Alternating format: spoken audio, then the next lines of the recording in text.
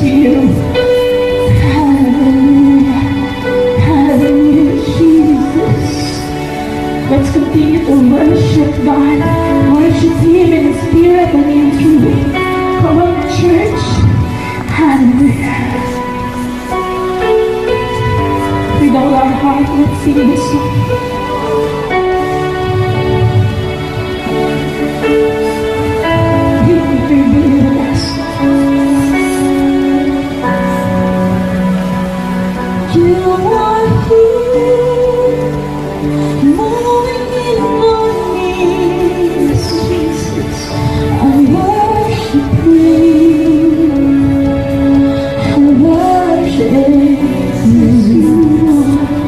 You are here.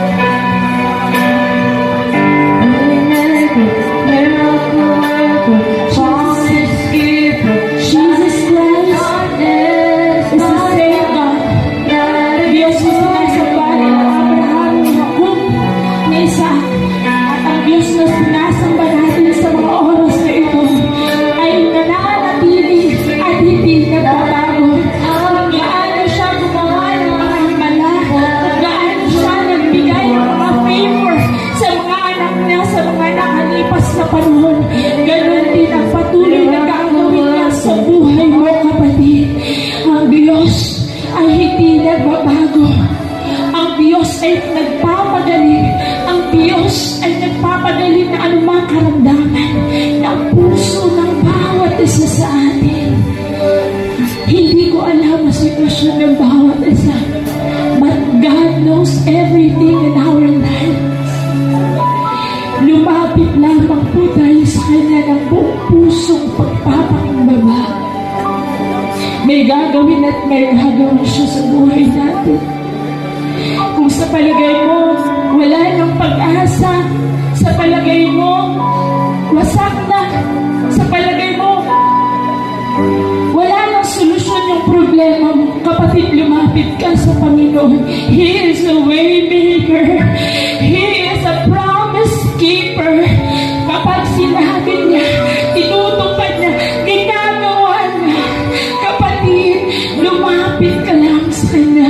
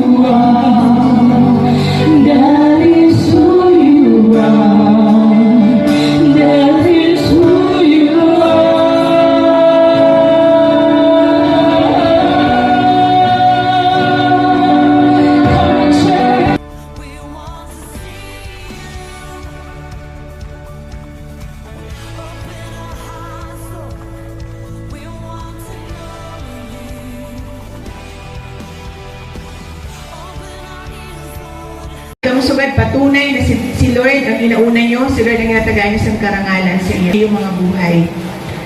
Ang buhay ay pakikipaglaban. Life is a battle. Dili kay botelya, kundi pakikipaglaban or laban. Sabay daw, laban! Laban! Dili kay itong partido na laban. Okay, so ang ka matuudan sa atong buhay, uro adlaw, iguman kita sa laban, na ipaglaban kita, kag may kalaban kita. Nagatulpo ba ka may kalaban ka mo? Pero kita doon yung atakin. Dili po yun ang iyong kalaban. Pero sa laban ta sa buhay, may duwa kita na kailangan maaraman. Hindi na duwa, mahalaga, ang sabat sa na duwa na hunga, para maaraman natin kung gusto tabaan, tagumpay, or gusto ta mapiyerde. Umaw pa na eh. Gusto niyo tagumpay or kapiyerdihan? If life is a battle, we want to win. Sabihan nyo, I want to win. Gusto ko manggana. Yan, ano ba anin yung mga laban ta sa buhay? Counted daw ko na. Okay, mga pagsubok o problema sa buhay. Kahirapan. Diba? Kalungkutan. So, hindi nalulungkot. Or lang masadya. Siyempre, may time nalulungkot. Trabaho. Trabaho, labanan sa trabaho, dili kaya kalaban ang katrabaho, kundi may laban man dida. Kaya mahirap bagay sama sa dili mong mga pananampalataya. Pwede ka nagkikipaglaban sa isin buknitan or suntukan. Sa edukasyon, sa pamilya, sa edukasyon, sa kalusugan, di ba, nagkilaban kita sa mga sakit na babatpamatsagon, mga karamdaman or mga sakit. Sa palakasan, ano ba involved sa mga sports or other disciplines. Kasi syempre, ang laban talaga yun sa natanan ay kasalanan ng kalaban nato. Nagatulpo ba ka mo? So, spiritual siya. So, may physical na battle, kag may spiritual battle. So, ang una na ko nga, sa laban mo sa buhay, sino ang gusto mo na kakampi? Ngayon gusto mo na mag-apin sa imo. Nakatakin mo. Kung mapili ka sa kakampi, na naman ang mga katangian na hanapon mo. Ina, kilala niyo ba Ina? Ano kung sa pamayhuan, alam kung pipiliin niyo. Pero sa power, alam niyo kung sino mas makapangyarihan sa naduwa, di ba? Si Putin. Pero hasta yun, hindi na nagpipili gayon si Zelensky, di ba? Ukrainian president kag sa Russian president. So, ano ba? Sa mga bansa, karampihan sila, mga mandarag ko na bansa. Kagarampihan man ang mga bansa na ginaapi. Minsan. Okay, minsan naman sa mga pelikula, ang gusto nila si Superman. Kay, pag tinawag mo, Ada, sino pa yung nalusad? Di ko na kayo. Si Wonder Woman. Sino pa? Darna! Si Darna. Kag si Captain America. Diba? Nano kay ginbutang ko sila. Kasi minsan, pag abot sa kakampi, gusto natin, ini na mga characteristics. Gusto natin yung mga qualities. Una, gusto natin magaling. Tama po ba? Pag sa mapili ka sa teammate mo sa basketball, gusto mo matibay. Tama? Bukasan lang pa kayo papirdi kasi na. So, magaling. Gusto mo malakas. Gusto mo din kabayaan. Inan, pagpasa mo sa bola sa imo ka-teammate, tapos pinasin sa kalaban, gusto mo yun. Score sa kalaban. So, ginbayaan ka, dito pa lang sa kanam. Gusto mo, ipaglalaban ka. Tama? Ginaaway ka na, ginakita ka lang. Ginapuro-perdi ka na sa kalaban. Gusto mo sigurado ang panalo mo.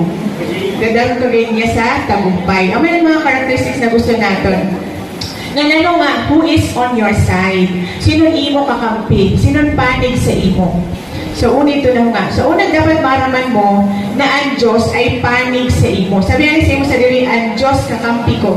Ang Diyos kakampi ko. Siya ay panig sa akin. Okay, so dito na makikita na verse. Sabi sa Roma 8:31, ano pa ang masasabi natin tungkol dito? Kung ang Diyos ay panig sa atin, sino ang makakalaban sa atin? Diba? Sa sabi na ni Paul sa Romans, ginsaysay na tanan na ginhatag ni Lord, tanan na benepisyo na nakuha natin, halis sa Diyos, paagi ka ni Jesucristo. Diba? Dapat parusa mo ay kamatayan, dapat ikaw ay mapahamak dahil sa kasalanan, dapat ikaw ay sumpain. Pero sabi dito, there is therefore now no condemnation. Wala nang paghatol sa mga anak ng Diyos. Dili ka nang hatulan. Di ba? Makalilipay, dili ka na itong kumapun sa, pakato ka sa death row, o sa death penalty, or kung Syria Electrica. Nilagantunay ni na chapter na Romans 8. Sabi dito, there is therefore now no condemnation for those who are in Christ Jesus. So, namundamo pa. Kaya, sabi niya, kung ang Diyos ay panig sa atin, sino pa ang mga kalaban sa atin? Napakayo po ba na ang Diyos ay panig sa atin, di ba? Kasi, alam natin, minsan, we feel weak, limited kita, minsan nag-feel natin, ay, outnumbered kita, di ba? Mas namundamo itong mga tao na dili nagatuod sa kang Jesus Christ. Mas damo itong tao na ang pagsamba ay sa mga Diyos-Diyosan kaysa sa imo na tunay na Diyos ang ginasamba. Dito pa lang ay feeling mo, Lord, pure diba kami?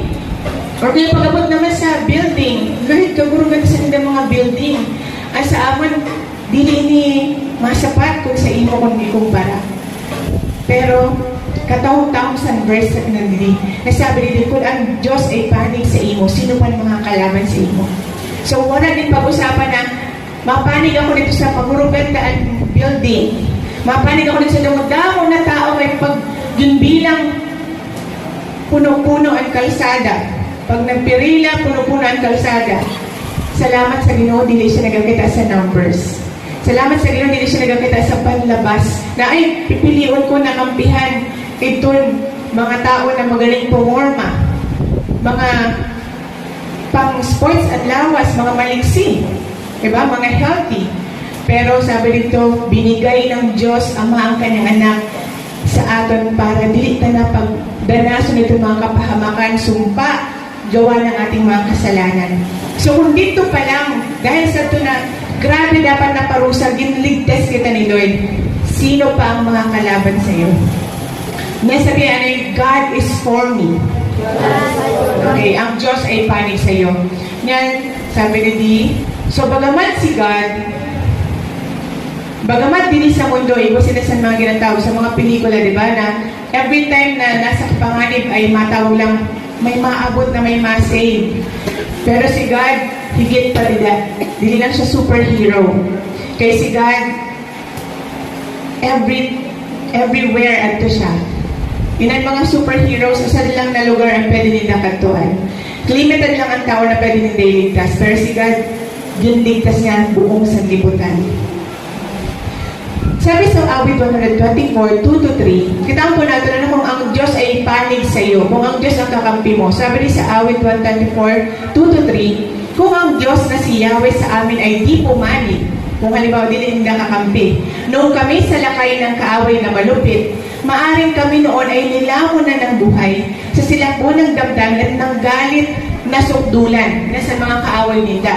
So ginakita sa amin ng mga bayan sa Israel na santo na tayo nagiligtas si Lord dahil kapanig ninda ang Diyos, dahil kakampi ninda ang Diyos. Sabi ni, kung di rin sinaging kampihan sa Diyos, maaring lamon na daw, naging lamon, naging kao na sinda dahil sa sobrang nagalit sa inda sa indang kaaway. Sabi sa mga awit 18:39-40, what does it mean na ang Diyos ay kakampi mo? Sabi nila, pinapalakas mo ko para sa labanan at pinagtatagumpay sa aking mga kaaway. Mga kaaway ko'y pinapaatras mo, mga napupuot sa akin ay pinupuksa mo. Grabe si Lord na kakampi, no? Sabi, ginapalakas ka na, ginapatagumpay ka sa kaaway, ginapaatras pa ni mo kalaban. Kag pinupuksa niya na ng mga kalaban na sa niya mga anak. So when we say that God is for us, or ang Diyos ay panig sa atin, ibig sabihin lahat na ginagawa niya para sa atin ay para sa ikabubuti natin. God is good. Nagatulpo ba ka mo na maayo ang Diyos? Amen. Minsan ang pagkita pa sa tao, pag maayo, dahil maayo ang Diyos, i-overlook niya ang kasalanan. Di ba? Nabati ko yun eh. Sabi sa bata, ay, dilisigan mauurit kay mabuot siya. Kaya maski magpapasaway ako. Dili ako uritan ni God. Kaya mabuot siya. Sabi ko, mali na yung maisip. Mabuot si Lord. Kaya mauurit siya pag naghimukas ang kasalanan. Amen po ba? Dahil ang gusto niya ay mabuti para sa atin. Dito pala makaisip ka, Lord, may mga times na dili ko gusto ang nangyari sa akin, pero dahil maayo ka aram ko, hihimunin niya na maayo para sa akin. Another reason why God is for us, He causes all things to work together for our good. May mga nangyari sa atin na, Lord, ano kayo nangyari ito? Lord, nagkamali ako, namali ang desisyon ko, pero kaya ni Lord, himuon na maayo para sa inyo itong bagay na masama. Diba? Kaya ginsabi ni na verse sa Romans 8 naghihapon, you meant evil against me, but God turned it for my good, for our good. Plano nyo ang masama para sa akin, pero ginawa yun ng Diyos para sa ikabubuti ninyo at natin lahat ng mga lipi or kaya ay lahi sa Hudyo. So, God is for us, ibig sabihin ay He surrounds us with His favor. At pabor sa Diyos nakapalibot sa atin. Pero magpansin mo yun sa trabaho, di ba? Ano may kaayon na sa akin? Ano? May times man naging na-test man kita, pero makikita mo ngayon ang favor ni Lord kadalasan when He caused the people around us to be kind to us, to do good to us. Minsan ay, kung naman ako sa doon, ginihin mo na maayo, pero ginihin mo niya ako sa maayo. Favor inaligad sa atin. He never leaves us nor forsake us. Dili niya kita ginabayaan, kaya napakaayon nakakampi ang Diyos. Kasi, damdam mo saan pwede kakampi din sa mundo, pero hindi mo siya naka-open for me. Diba? Pag sindaman ay mortal man, namamatay man. So, dili ka makasigurado na ka-open mo sinda. Puro permi ka, na dili ka nila babayaan kasi ang buhay ay temporary lang. He fights our battles. Di ba may sabi na verse sa Bible na stand still. The Lord will fight for you.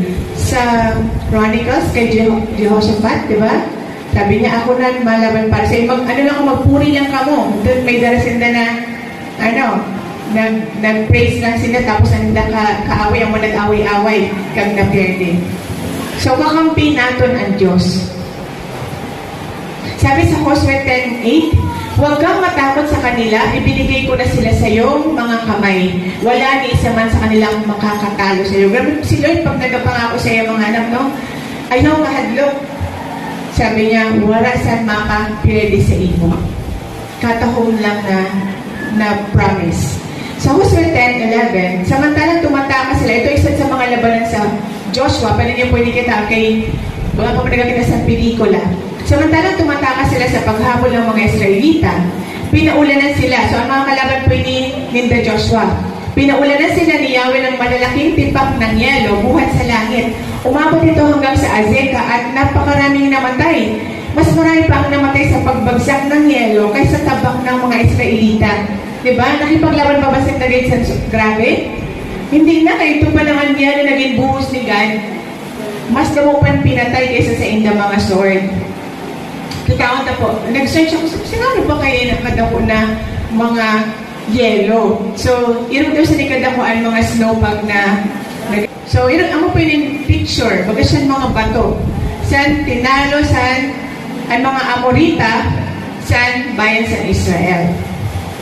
So kung ang Diyos ay panig sa atin, tiyak nga ang ating tagumpay. Pinakita niya sa kanyang mga anak, pinakita niya sa mga laban ng mga Israelita na tuwing sila ay nasa panig nila ang Diyos, sila ay nagtatagumpay. And we know that God is for us. He is on our side. He will never leave us. So, pinatunayan na po sa Diyos kung gaano siya katapat sa iya pangako na pag siya ay kakampi mo, faithful siya sa imo. Di ba sabi kanina sa kanta natin, He is faithful. Pag sinabi siya, loyal siya, dili siya balimbing. Yan ang uso naman ng balimbing, di ba? Pero si God, dili siya balimbing. Pag kakampi mo siya, kakampi mo siya. Ipaglalaban ka sa Diyos. Sabi sa Roma 8:37, so nagtunay sa hindi, sa lahat ng mga ito, tayo lalong higit pang magtatagumpay sa pamamagitan niya na nagmamahal sa atin. Kasi kinsalay sa idatanan na mga pwede, sabi dito ay persecution, hardships, mga problema sa buhay. Ginusan-usan nila sa Roma 8:35-36. Sabi niya, ang mainin makakaano sa atin, makakaperde. Sabi, hindi. Sa lahat ng mga ito bang makakapaghiwalay sa atin sa kay Kristo? Hindi. Sa lahat ng mga ito, tayo lalong higit pang magtatagumpay sa pamamagitan niya na nagmamahal sa atin. So, pinangako na sa Diyos. Sabi sa 38-39, sapagkat natitiyak kong walang makapaghiwalay sa atin sa kanyang pag-ibig. Kahit ang kamatayan o ang buhay, ang mga anghel o ang mga pamunuan at ang mga kapangyarihan, ang kasalukuyan o ang hinaharap. Ang kataasan o ang kadaliman o anumang nilalang ay hindi makapaghiwalay sa atin sa pag-ibig ng Diyos na ipinagkaloob sa atin sa pamamagitan ni Kristo Jesus na ating Panginoon. So makita po natin, no? Pag nasa panig mo si Lord, sure po gayon ang tagumpay mo. Pero minsan po, nag-isip po baka wala naman minsan kayo may talunan. Na naman, may mga times man natalo man ang mga Israelita.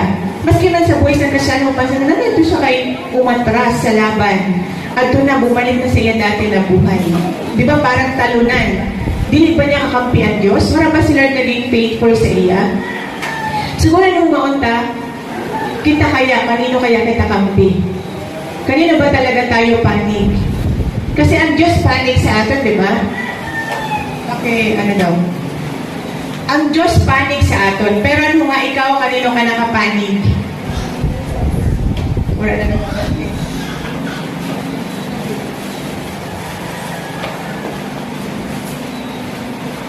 Wala ba din nakita na kanina? Anong yellow? Ngayon pakita ko. Okay, so... Diretso.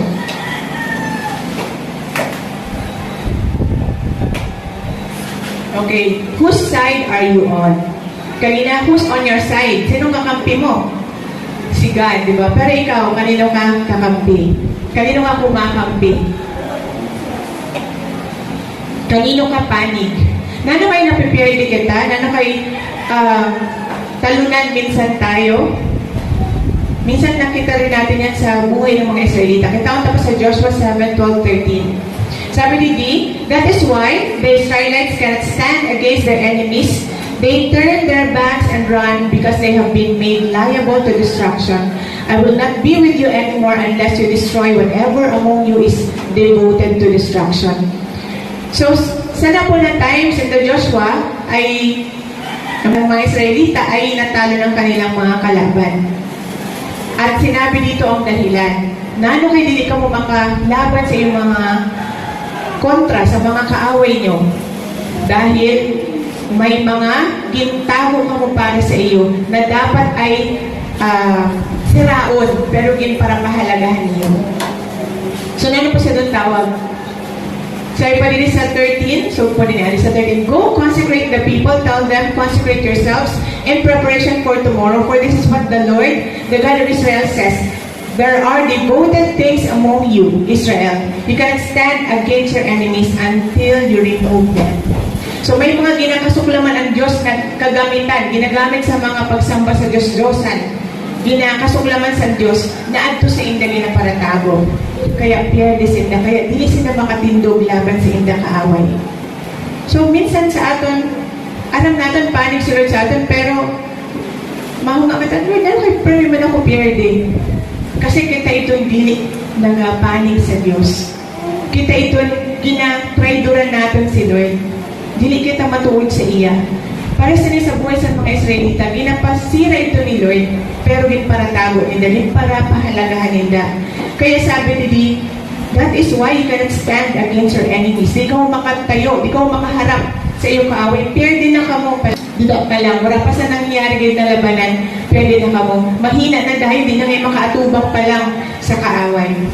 So, sa Tagalog, kaya sabi dahil yan ang dahilan kaya sila natalo ng kanilang kaaway, natakot sila sapagkat sila rin ay dapat lipunin. May kahadlong na sa inda. Hindi ko na kayo tutulungan hanggang hindi ninyo sinusuko ang bagay na ipinagbabawal ko sa inyo. Tumayo ka at sabihin mo sa bayan na maganda sila bukas sa pagharap sa akin, sapagkat akong si Yahweh ang Diyos ng Israel, ay ganito ang sasabihin. Ikaw rin, Israel, ay dapat wasakin sapagkat may nagtatago sa inyo ng mga bagay na ipinag-utos kong wasakin. Hindi kayo makakaharap sa inyong mga kaaway hanggang hindi naalis sa inyo ang mga bagay na iyan. Nano po natin mga ginatago-tago na ginapahali na ni Lord sa aton. Pwede po na mag-mean ng mga kasalanan na aling pagulog. Gusto tayo papahalagahan sa atong mga puso. Pero pwede man, kaupol po nila man at mga ginagamit sa mga nag-magic. Kasi minsan, kailangan, ang spirit ni God, di ba naghahatag na sa atin sa discernment, na iniba sa Diyos inyo, or iniba sa ginagamit ini na pagsamba sa mga sa Satan, di ba? Aware kita na may mga nagasambakan sa iyo. Binisigan naghahatag sa atin sa spirit of fear. Kundi at sa Lord ay, di ba, love of sound mind. Ang mga ginahatag niya sabi. So, isuko po natin, kasalanan man, o naman ang mga bagay na ginaparang na ang Diyos na yung paglikuran ay makapangyarihan. Ano, dili ang makaligtas sa imo na nabala, naginigot mo sa imo tiyan. At makaligtas sa imo ay ang Diyos na lumikha ng buong sanlibutan, makapangyarihan. Nanong dahilan kaya na tatalo, o nanong ibig sabihin pag dili ka kumakampi sa Diyos, ibig sabihin ay sumusumay ka sa Diyos. Diba? Ikaw man daw sa team, nagalabanan, tapos ama niya sabi sa coach, o ikaw pakalig ka ha. Pero ito talaga nagsasabi sa coach mo, walang mo ginihi mo. May nilaban coach mo? Tapos sabi ay ikaw, di ka na kakampi, humalik ka na din. Diba? Kakampi ka siguro sa kalaban, dito ka na lang. So, basi pakawala sa kalaban. So, hindi pagsunod sa Diyos at pagsuway sa Diyos ay nangangahulugan hindi tayo panig sa Diyos. Nag-rebelde ka na sa iya, na ang gusto tagihapon na natin gusto sunodun. So, kita ang tapak na ng iba na dahilan. Sa 2 Chronicles 20 verse 35, sabi din later, Jehoshaphat, king of Judah, made an alliance with Ahijah, king of Israel, whose ways are wicked. Hindi po si King Jehoshaphat, ang upin siya ito, ginpanalo sa Diyos sa mga kaaway niya na Amonita, Moabita, di ba? Moabites and Ammonites, pati nga nila Meunites. Basta yung pagkaurusada sinda na bansa, kasi lulusubon sinda, aman siya nagtawag para mag-pray sinda, mag-ayuno, kag manalangin. Tapos si God, inligtas sila. Tapos nagsasabi lang nila, the Lord is good and His love endures forever. The Lord is good and His love endures forever. So sa masunod na mga verses, sabi nila, later, Jehoshaphat, king of Judah, made an alliance with Ahaziah, king of Israel, whose ways are wicked. So sa bandang huli, bagamat nagtagumpay si King Jehoshaphat, nakipag-alyansya siya, nakipag-kasundo siya sa usad na hari na masama, hari ng Israel. He agreed with him to construct a fleet of trading ships. So nag-ibo sila sa business. Grabe, mga barko. Bagan, sila magkasosyo sa negosyo. After this were built at Ezion-Geber, Eleazar, son of Dodabahu of Marisha, prophesied against Jehoshaphat, saying, because you have made an alliance with Ahaziah, the Lord will destroy what you have made. The ships were wrecked and were not able to set sail to trade. Ang nangyari po sa inyo mga barko na ginpagawa, meron po siguro, mga luxury ships, o kung ano pa, na mga barko, ay nagkasirira. So nalugi, nabagsak ang negosyo ni King Jehoshaphat, kaya nakipag-kasundo siya sa isad na masamang hari. So kita mo, sabi, ginpagtagumpay pa lang ako ni God. Sabi niya, kakampi ko siya. Pero nalugi gihapon, na-pierdi siya, dahil siya naman ang nag-trader ng Lord. Ginkampihan niya, dili na nasambakan kan God. Kung nakita niyo pa sa Psalms, damo ko na napansin na sabi niya, Lord, I hate those who hate you. Diba? May mga Psalms na irugsalan na, Lord, kinamumuhian ko ang mga taong sumasamba sa Diyos-Diyosan. Ayokong makisama sa kanila. So, dapat ikaw sa ito na part na, dili man ito, diba? Di mga tagintok na Lord na awayin. Pero ito, dili ka na nakikiupon sa sobrang lipay mo. Ano mo na ang ginasamba niya? Dili niya ginasamba ang Diyos mo. Pero bukan lipay-lipay ka lang yapon na maupod siya. Bukan ginatrideran mo si God. Ikaw mo daw, may friend ka, best friend mo. Tapos aram ito na siya, kuro kontra ka. Tapos yung parang pakiupo na niya sa, bukan happy-happy ka sila na duwa. Nan, mapipil mo. Diba, jealous ka man. Our God is a jealous God. Kag siya ay perfect. Kita, nagaselos na niya. Kita, lalo gate ang Diyos kay aram ganyan, best para sa aton. So, may nakipag-alyansa siya, kaya siya na nawa sa kaniya mga pinagawa.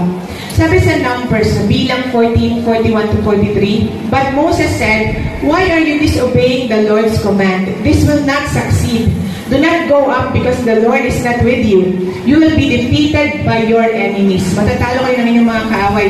For the Amalekites and the Canaanites will face you there because you have turned away from the Lord. He will not be with you and you will fall by the sword. Grabe no?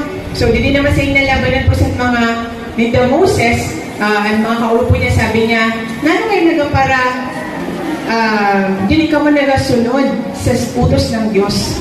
You are disobeying the Lord's command. Hindi kayo magtatagumpay. Ayaw na pagsaka dito pakilaban, hindi ka mo matagumpay. Mapipwede ka mo sa iyong mga kaaway. Nano rason? Because you have turned away from the Lord. Hindi ka niya sasamahan dahil tumalikod ka sa Kanya. You will fall by the sword. Sabi ni Lord, sabi ni God sa Exodus 20 verse 3, you shall have no other gods before me. Habon ni Lord na may iba ka na Diyos maliban sa iya. So pag nagkaiwa kasi na ginaway mo si God, dili ka na niya kakampi. Wala mo siya ginkampihan. Kaya kung may laban ka man, mahadlo ka na, mapipirde ka na, kaya ikaw mismo ang nagtalikod sa Diyos. So, paano tayo magtatagumpay? Paano ba tayo makampi sa Diyos or papanig sa Kanya? Sabi sa Joshua 3:5, Joshua told the people, consecrate yourselves, for tomorrow the Lord will do amazing things among you.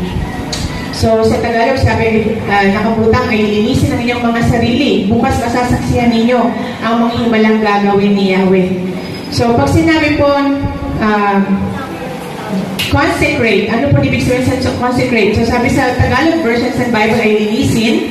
Ang kahulugan nito ay when we say consecrate, it means set apart or ibinukod.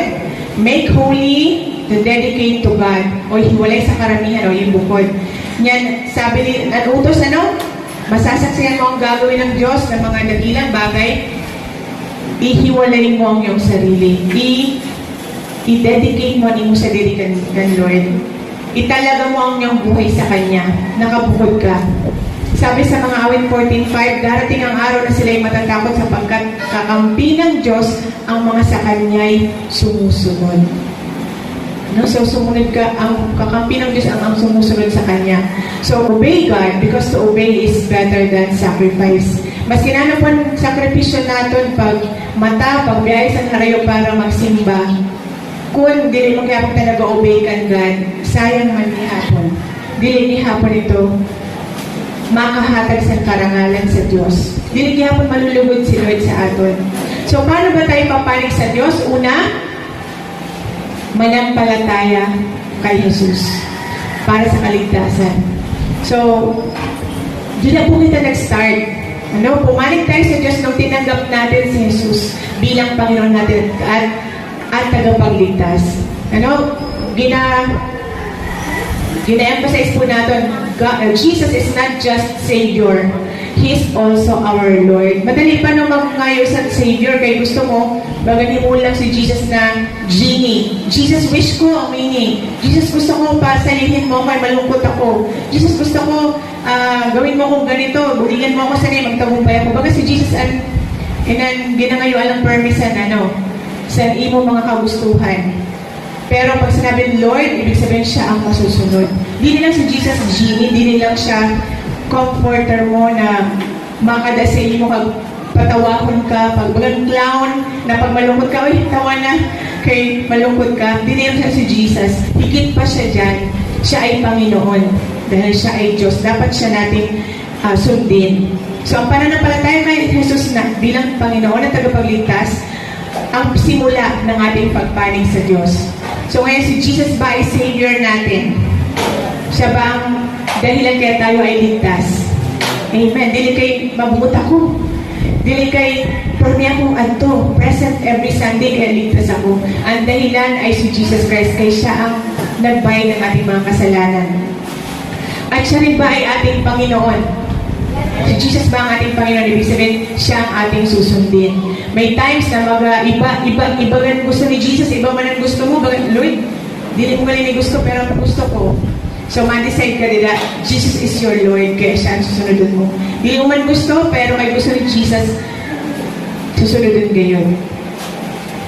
So, gusto ni Jesus ay relationship. Gusto ni God, relationship, dili religion. Dahil hindi tayo maliligtas kung walang relasyon sa Diyos.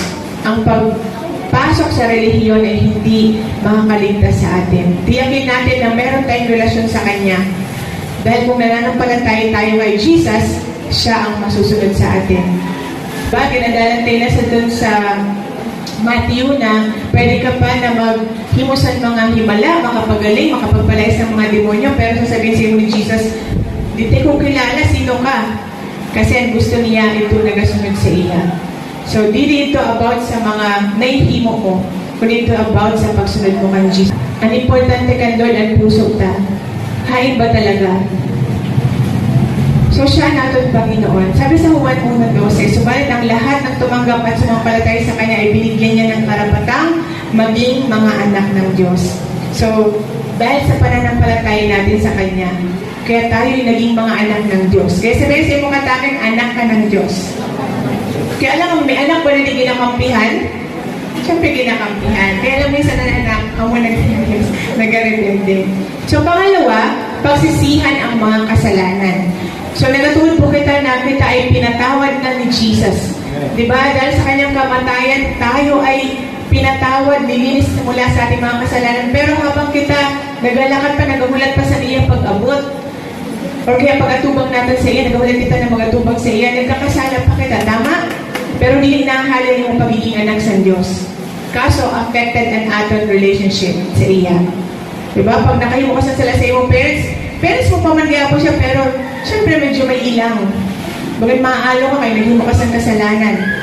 Amo man sa aton Diyos, kaya gusto ni God pagsisihan ang nagawang kasalanan. Ano ba ibig sabihin sa pagsisisi? Ibig sabihin, pag nagsisi ka, nalungkot ka, naging mo ito na bagay, nasakitan mo ang Diyos, kag gusto mo na ito, talikudan kang mabalik loob ka sa iya. Amoy ng tunay na pagsisisi. May nakikita na nagbago sa ato. Dili ka nagsisi kita, pero the same, among gihapon ng paulit-ulit na ginihimo ta.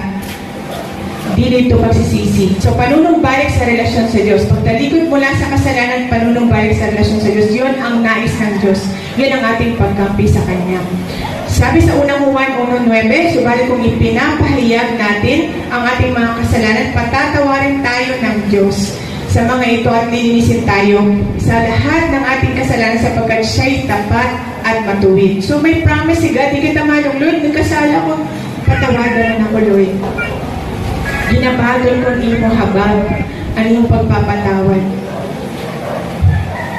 Sabi sa 2 Korintos 6:17, kaya lumayo kayo sa kanila, humiwalay kayo sa kanila, sabi ng Panginoon, iwasan ninyo ang anumang marumi at tatanggapin ko kayo. So may ginapaiwasan si Lord sa aton. Humiwalay tayo mula sa mundo. Dili na kita para sa mundo. Tayo nakatira pa, pero dili kita taga dito. Ani pa kita, pero hindi ito ating tahanan. Pangatlo, tuloy lang lamang ang sambahin. So, una, si Jesus lang yung tagapagligtas. Nahimutan na ito, amang pinangatas sa Diyos, pero nagkakasala kita. Ang sabi, manumbalik sa Diyos, magsisi at manumbalik. Pangatlo, ang Diyos lamang ang iyong sambahin. Bakit? Napupuot ang Diyos sa pagsamba sa Diyos-Diyosan o sa idolatry.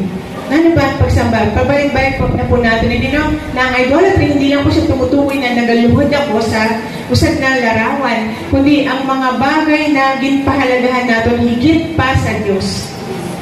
Mga bagay na kita natin sa damong panawaras kayo sa Diyos, amon aton kalipay, pag dili, wala akong kalipay, pero pag dito sa iya, may lipay-lipay ako. Habon na sa mga fellowship, habon na sa mga Bible studies, kaya kalipay na ito siya. Idolatry. Diba? Bakit sila nawawala ng gana sa fellowship? Bakit nawawala ng gana sa word? Kasi iba na ang kalipay, iba na nila kaligayahan. Dili na sila mapirit. Buwan matabang na masabi pa sa hindi ko na pili si God. Ibasol pa si God. Diba? Pinasyan, nagharayo, adaman permit si God. So we are to please God, not men. Nasasaktan natin ang Diyos kung may mga tao, bagay, kag mga ginahimo kita na mas ginapahalaga natin kaysa sa iya. So, paano pa maaraman di kung ibo kita idol sa puso? Sino ba nag-occupy sa natin isip, puso? Para tayo na-spend na natin oras. Ang oras mo, 10 hours, ito ang kakaisip mo sa iya, ni mga pray ka sa 2 minutes. Siya lang giniisip mo, ano ito siya? So, God, giniisip mo kaya niya ako? Ako lang na-permit. So, di ba? Ako na siya ni mo, Diyos. Nakakalimutan mo na mag-pray. Nakakalimutan mo na magpasalamat ka, Lord, sa tanan na kaayuhan niya sa iyo.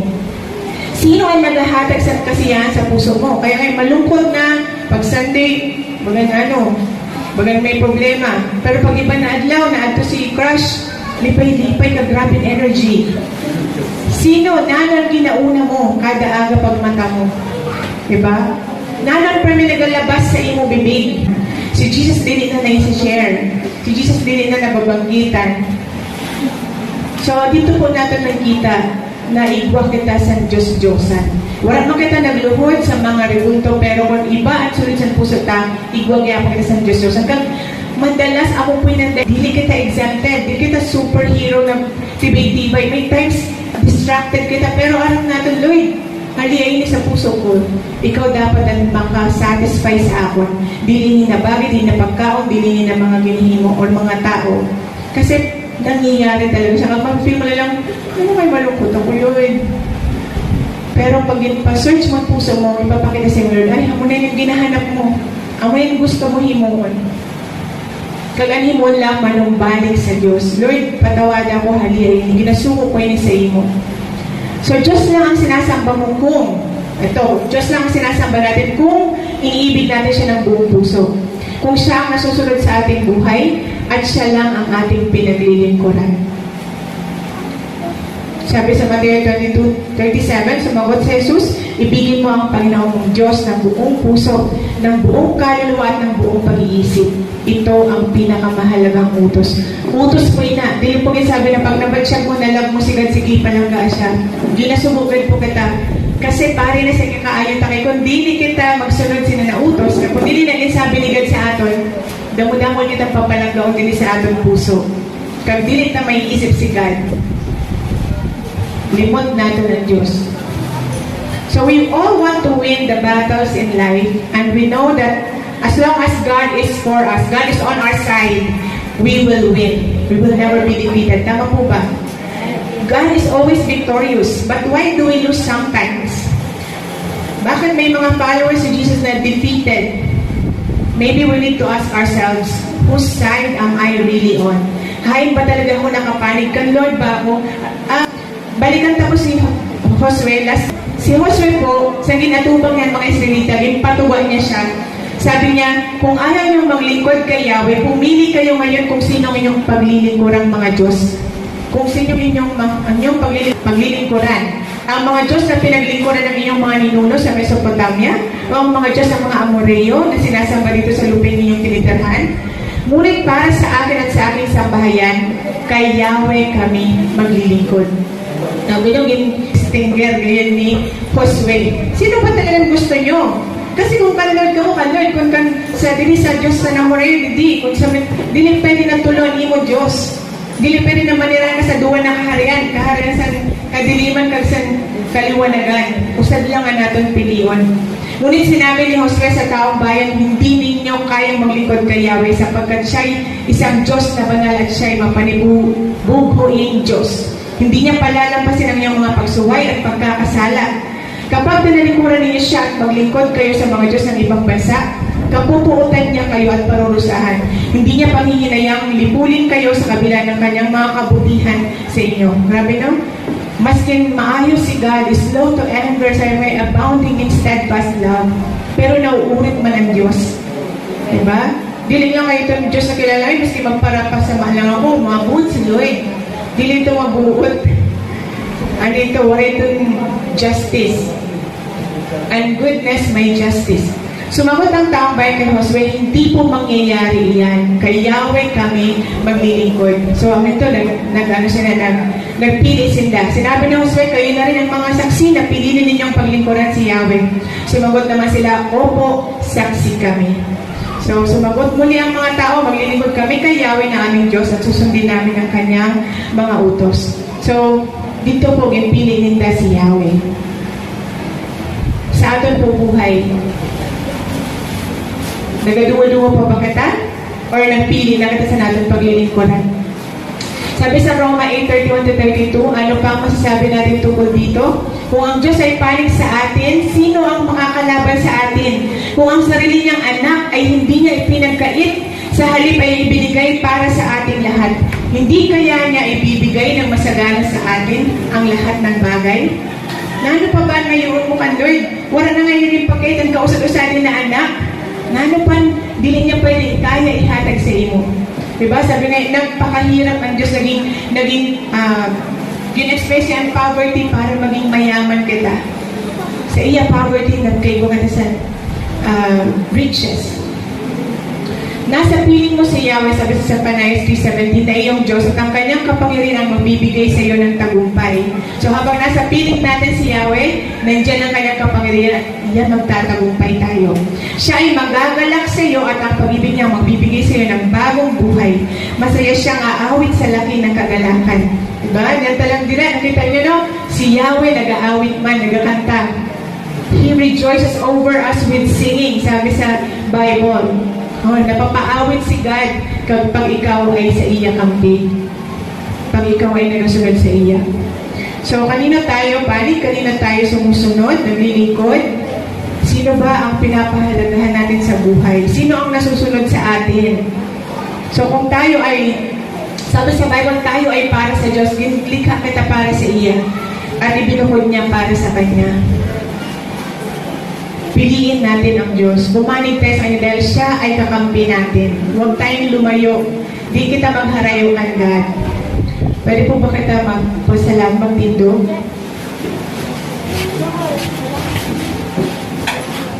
Kung di ko kita sa gusto isuko man, Lord, isabi nato ninyo na, Lord, kita mo na akong puso. Aram mo ang mga nakahadlang para makahiwag ka sa ako. Aram mo nakahadlang kung ano kay di na ako maka 100% all out sa imo. Di na ako makasunod sa tuloy-tuloy. Kaigwa pa ako dili sa akong puso. So God, i-surrender natin sa i-confess natin. Kaya sabi baga, kung ipahayag ng ating mga bibig, kung isasabi natin ating mga kasalanan, siya ay tapat na tayo patatawarin at lilinisin sa ating mga kasalanan. So nagapamati ang Diyos sa imo sugad. Kaya istorya mo siya. Siya ay panig sa imo. Pero base naging traidor na kita sa iya. Nag-disobey kita, nag-rebelde kita,